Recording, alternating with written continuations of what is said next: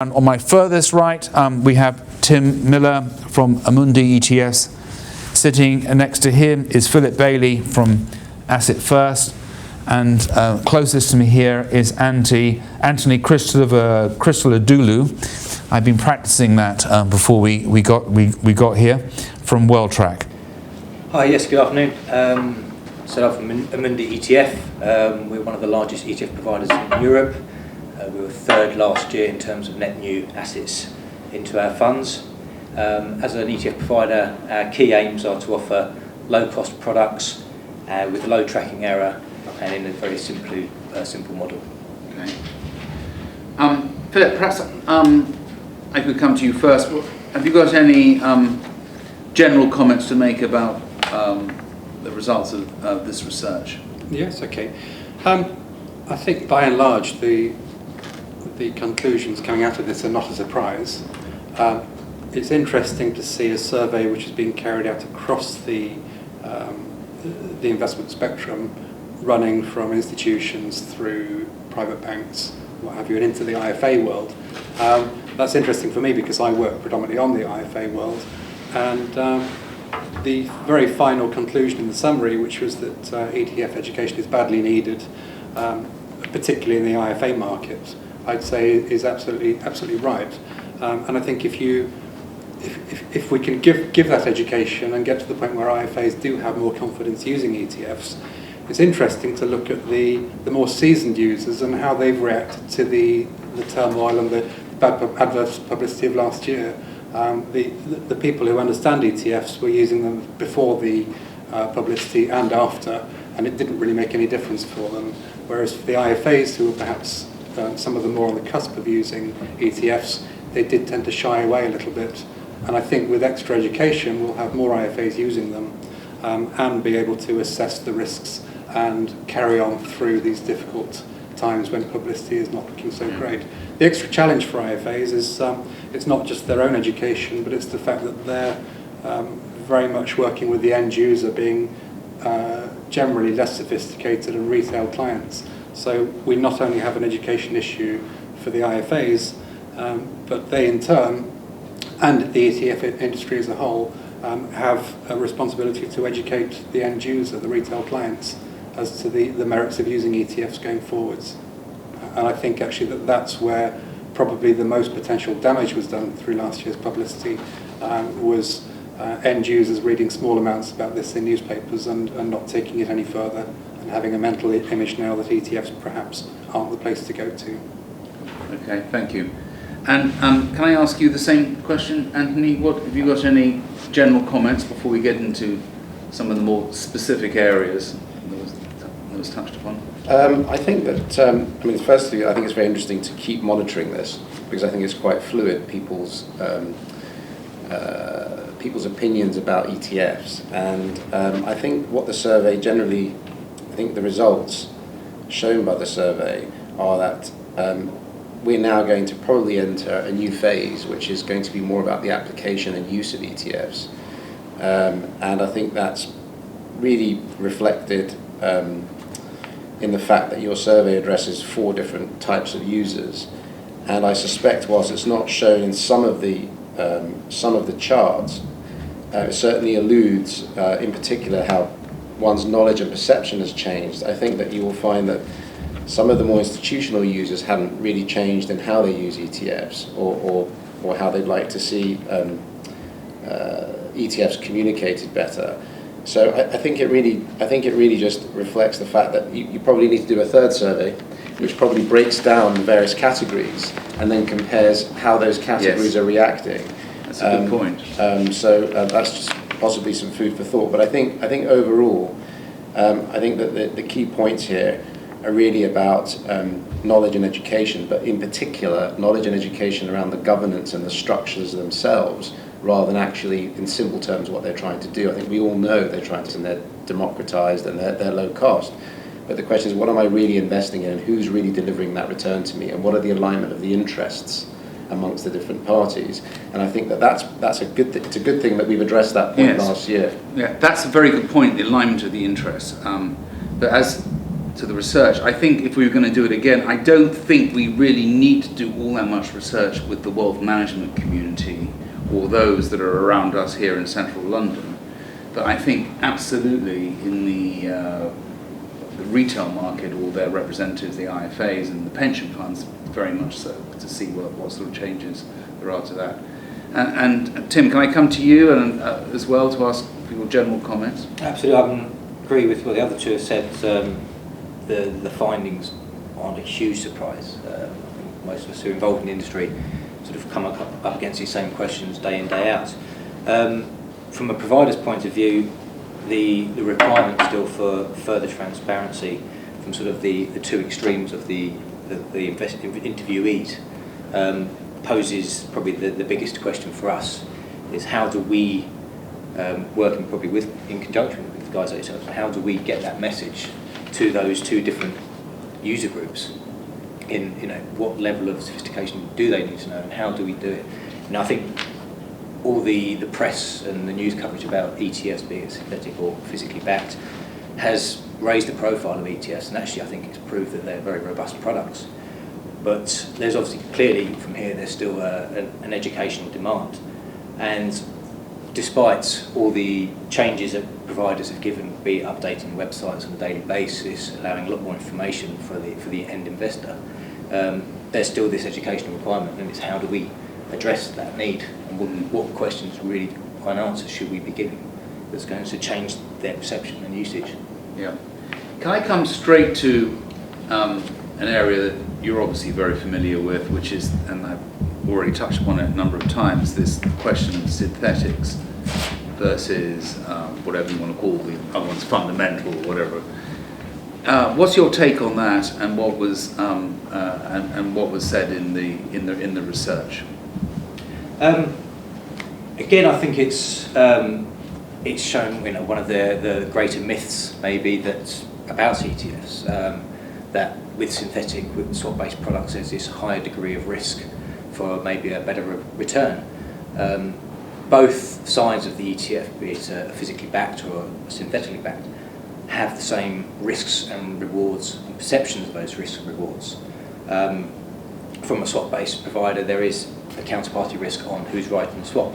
From a physically backed provider, if they're using stock lending, there's a counterparty risk on who's borrowing those stocks. And then again on both, it's the quality of the collateral that's posted accordingly. What level is the swap provider giving, and what level is the borrower of the stock giving? So the risks are of a similar magnitude, both slightly different, and both probably equally misunderstood. So that's sort of my... I think that last point you made is, from the interviews we've done, understood by, in terms of the pension fund and the IFA market, understood by virtually nobody, I would say. I don't. You say in the more retail area. Would you say that's a fair comment? Or not? Certainly, I would. But I think this drives at the point which is mentioned actually in the survey, where you quote one particular interviewee that says you cannot have too much transparency, and I think that really drives at the heart of what Tim is saying. Is that on the one hand, you've got an instrument, an ETF, whether it's a physical ETF or it's a swap-based ETF, and what they're really doing is they're really allowing the user, let's talk about the user in general terms here, to be able to really look through in an X-ray form, in almost a 360 dimensional view of the investment, which is unlike any other most other investments. You don't get that level of detail, and I think that's where it's a great thing, because it's showing the evolution of our industry. But it also poses short-term challenges, and those challenges are scaring people, thinking they don't understand something. So what you naturally do when you don't understand something, you don't move forward into it. You tend to hold back. So on the one hand, that is a challenge, but on the other hand, what it's actually doing is it's addressing where there could potentially be a problem in the future. It's addressing it before it could have a chance to become opaque. So what you've actually found is a reaction by a number of the providers, Amundi included, where they've actually increased further their level of transparency around some of these issues. Now what that does is that empowers the professional user even further, and to some extent it reminds the retail investor, that they actually need to go to a professional that can harmonise all of these technicalities, because they're incredibly powerful, but they have to be harmonised and they have to be aggregated. And when they are done so, it produces a very, very precise way to understand what you're invested in, and how the returns are being delivered, and what are the risks around those. Yeah. So I completely agree with what you mentioned, Tim, and I think it's all for the better, actually. I've had a question from somebody out there. Let me read it out, and whoever wants to pick it up. What are the nearest equivalent instruments to ETFs? Traditional index funds, futures funds, or something else? Well, I'll have a stab at that. So I would say that certainly in IFA world, it's the OIC tracking funds, going back originally to the likes of the Virgin tracker funds, which Richard Branson did very well with, because he worked out he could run a fund very cheaply, but still charge a pretty expensive fee on, and probably helped to fund his spaceships that he's building at the moment. But in today's world, OIC tracker funds, when we're looking to build portfolios, we're pretty agnostic between choosing between ETFs and OIC tracker funds. They both track indices. They both have transparency and some opacity as well, which we have to deal with. But in some places, for instance, we would find a wider choice of asset classes on the ETF side than on the OIC side, so the tracker fund side. But on the tracker fund side, there's probably been more of a price war going on recently.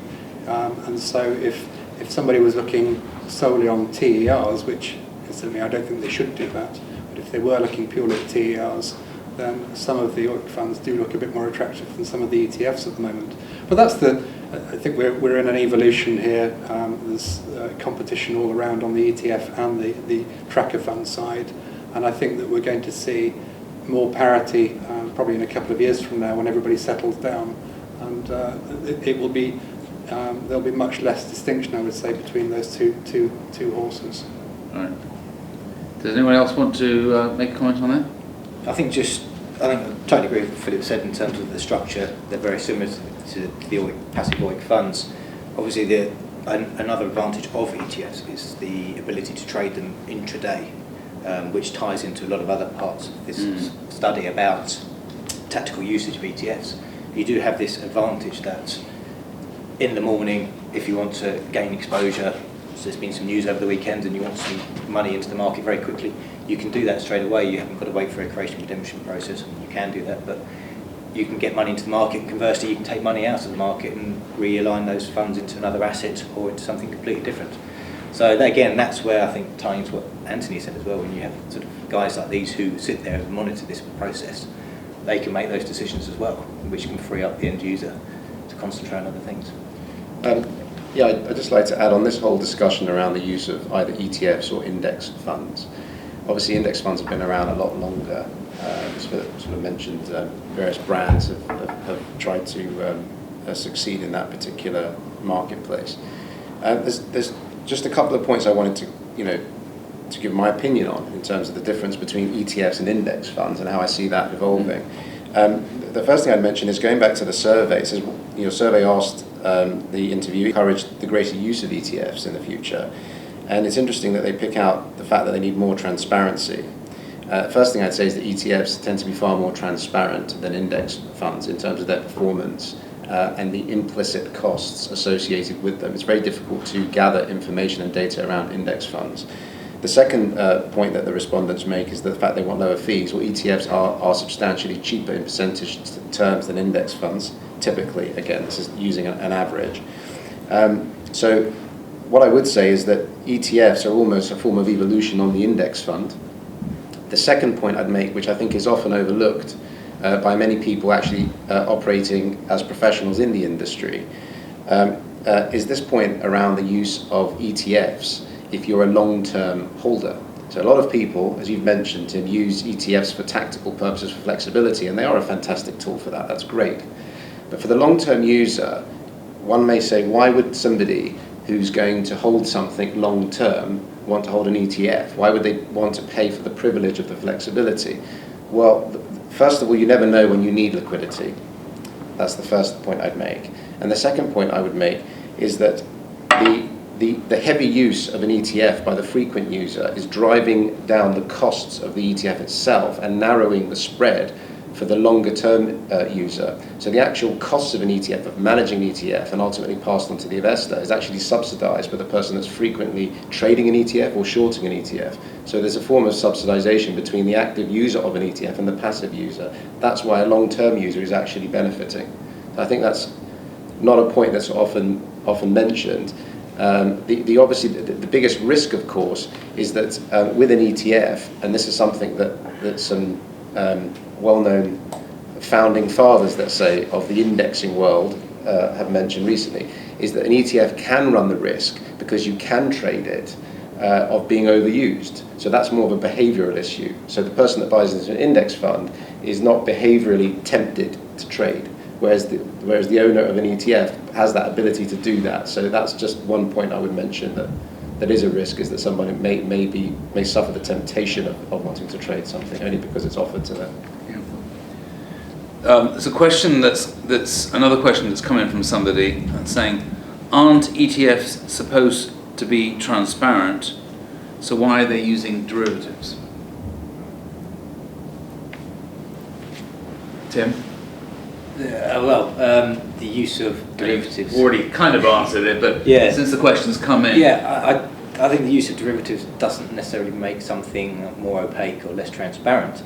In fact, there's an argument that the synthetic ETF providers are offering a lot more in terms of transparency for the end user, and probably these two guys here can vouch for that or not, as may be the case, but certainly over the last year, most swap-based ETF providers now offering daily updates on their website in terms of the counterparty behind the swap, the mark-to-market of that swap versus the collateral, and also the collateral basket, what really is being held, and ultimately that swap will deliver, by and large, a far better performance back to the end user. That's not to say that physical ETFs don't have their place and aren't equally as good, but there are levels of transparency that... Are there any regulatory issues? It's one of the things we did pick up in the research that I said we probably should come back to in the Q&A, is some of those questions, some of the answers to our questions, people refer to the regulatory issues of using, particularly pension funds, interestingly enough, using ETFs. Is that because of the fact that you've got a swap back ETF there? Does that make it difficult for them to use from a regulatory point of view, or not? I think the issues that concern the regulators was very much something that, as Tim has already mentioned, which is it's within the ETFs operate, whether they're using derivatives or not, within the guidelines. They are regulated and they operate within those rules. And in fact, what they were pointing out was that actually, what are the details of the use within those regulations? In other words, what is the type of collateral? Is the collateral suitable when it's posted in a derivative? Is it relevant to the underlying index? Is it liquid? And in fact, what we all found when we actually sort of looked a little bit closer into some of these collateral baskets, which were identified as the regulators as a potential source of risk, was that actually a lot of the providers were almost self-administering very, very high quality standards above and beyond those enforced by the regulators. So actually, I think it only just reinforced the fact that they are very robust products. And to go back to the question that was asked, I think that this is the whole point around the risk of giving too much information to someone that doesn't know how to process it immediately, is that you can actually, many investment products contain derivatives. The fact is that ETFs are actually showing you what the derivative is and actually how the derivative is collateralized. So I think it's reflecting the same point. Right. There are yet more questions coming in here. Let me just ask, perhaps I could ask you this question, Philip. How do you assess the quality of an ETF? What's the way of judging the one? Let's say I assume that question concerns an ETF covering the same Euro Stocks 50 or whatever it happens to be, doing the same, giving the same market coverage. How would you go about assessing the two different instruments? Okay. Well, I guess again, speaking as somebody who works with IFAs, we need to know it's with an investment house with a name, which is something that actually an institution wouldn't be so concerned with. But we need to make sure that we're actually using somebody that at least the IFAs will have heard of, and that they can communicate on with confidence to their clients. That's a sort of a brand thing, is it? Yes, yeah. So if a new ETF sprung up tomorrow, we may be very interested in them. We naturally wouldn't. We don't tend to use new funds anyway until they've embedded for at least a year. We like to see them build up a critical mass is a major reason. It's not like active funds where you're looking to see what the active manager can do. We're more concerned that a fund gets to a critical mass and is less likely to have the plug pulled by the ETF company. So we like to see these things bed in, and we like. It's just easier. We don't want to push water uphill. It's easier to set up a portfolio and communicate it to IFAs, and in turn for the IFA to communicate to clients. If it's from an established house and the ETF itself is established and has reached a critical mass. In our early days of using ETFs, we did experience a fund with another provider who did pull the plug, and it wasn't actually a particular issue, but it could have been, because we had no choice but to head for the exit doors. There could have been capital gains tax implications on that, and our hand was forced, and that was a valuable lesson, and hence we now take this route. Other than that, other things to look at would be, well, obviously, is it physical or is it synthetic? But only from a point of view of communicating it through to clients. We have no issue either way. It was mentioned earlier, in fact all through the survey there's many references to swap-based and counterparty risks and what have you. But I think we'll be in a position before too long when people are more concerned with the physical funds and their stock lending activities, which are a little more opaque now. I totally agree with you, because those who have been punting the fundamental or physical don't really address the stock lending issue, which, as you say, goodness knows where that goes, where the actual stock ends up at the end of the day. Is that becoming more complicated at the moment, and is there more issues surrounding that? Until Tim mentioned, I hadn't even thought about it that much. I wouldn't say it's more complicated. I mean, it's stock lending is a tried and trusted method of increasing revenues, and some of it in ETFs gets kicked back to the fund, and some is kept by the managers. But I mean, are those fees transparent about how much is kicked back to the manager and how much goes to the fund? Not necessarily. Not necessarily. No. Some houses will say they'll have a proportion that they say they're sharing. But I think that there's in the IFA world there's going to be an increasing amount of fear and trepidation over stock lending as they're coming over the issue of counterparty risk. Stock lending is going to become more of an issue for them. And it's up to the ETF providers to address this and have more. It's possible to see what stock has been lent, but we can't see it in real time. We tend to be looking at historic figures here, and it would be nice to have some more immediate information there on the stock lending side. But the ultimate reassurance for an IFA would be to say, well, you've been using active funds for years, and they've all been stock lending, and I would suspect that a lot of people didn't necessarily realise that, or didn't realise the potential threat of it either. I think that's actually one of the key points, is that both stock lending and total return swaps have been used within financial services industry for a long time. They're both robust processes and have been tried and tested and have survived many markets, ups and downs and things like that. So they're not anything to be frightened of or to be worried about as such, as long as there's a transparent and it's communicated effectively. I think that's one of the key messages the ETF industry on the whole has to get across. I don't know if you guys are giving... Well, I think that very much came through Esma's consultation paper, which basically, essentially what it did is it widened the scope of these issues to include all UCITS regulated products, because I think they recognise, well, actually ETFs are really shining the light, if you like, on these issues, and they're doing it very well, and they're addressing them very well. And really, I think what the message is where ETFs go, other funds will follow.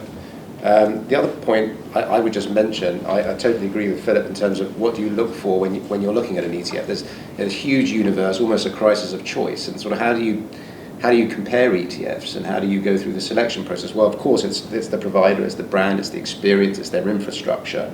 But I think one other area which I think is often overlooked and will become increasingly important and will bring in the securities lending and the swap-based product is the actual index itself, because we're now moving into a phase where people are reconstructing indexes. So you're having customized indexes, active indexing. So the reason that's relevant is because, first of all, you need to know, what are the underlying asset market that you're investing in. So how relevant is it? And is it a proxy for the asset that you're trying to buy? The second reason it's important is because one has to ensure there's an accurate matching of those constituents, that new index, and the actual collateral that's being posted against it. So that will become even more important. So I think that the fact that this is being talked about now, I think is actually very important, given where I think that indexing and ETFs will ultimately go.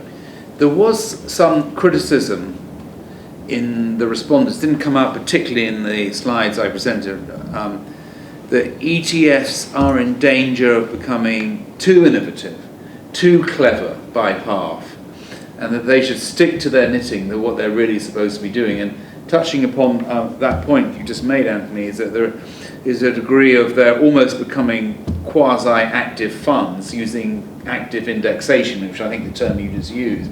And it's a very interesting development, but could it also muddy the waters, particularly at a time when someone like Philip is trying to explain the benefits of these instruments to a much broader audience out there, at the same time as you have some very clever coal ETF doing, or even a hedge fund ETF or something or other, which is a million miles from the S&P 500 or the CAC Carrons or whatever it happens to be. Is there a danger that they're going to muddy the waters and confuse people? Well, I think that in terms of muddying the waters, yes, it becomes increasingly hard to sort of find your way through all these different types of products. But I think it also goes back to what you said at the start of this presentation, which is, well, who are the users? And it depends on the type of user. And you mentioned the building blocks. Well, of course, there's always going to be the core market. And in fact, you're even seeing only recently access to what I would still consider to be core building blocks, which are, for example, high yield markets, which I wouldn't say are too sort of off the broader type of market. So I think it depends on the user, but I think that it also reflects the fact that you need somebody who is a professional who can actually understand why an ETF has been constructed in a certain way and how it fits into an overall portfolio, which then leads on to the point about how do you use ETFs? Do you use them tactically, or do you create model strategies out of ETFs? At which point, you may need to broaden your scope beyond just the core model portfolios. You need to access markets in different ways. So I think that it will reflect actually the potential to address different types of users who are going to be using ETFs in increasingly different ways. So I think that's the point. I've been given a signal that I think our time is just about up. So those of you who are out there, thank you very much indeed for following this. We will have a version of this up on our own site. I think Amundi may be doing the same. I'd like to thank our panelists, Tim Miller, Philip Bailey and Anthony Christodoulou. And I hope you found this useful, and hopefully see you at some stage again in the not too distant future.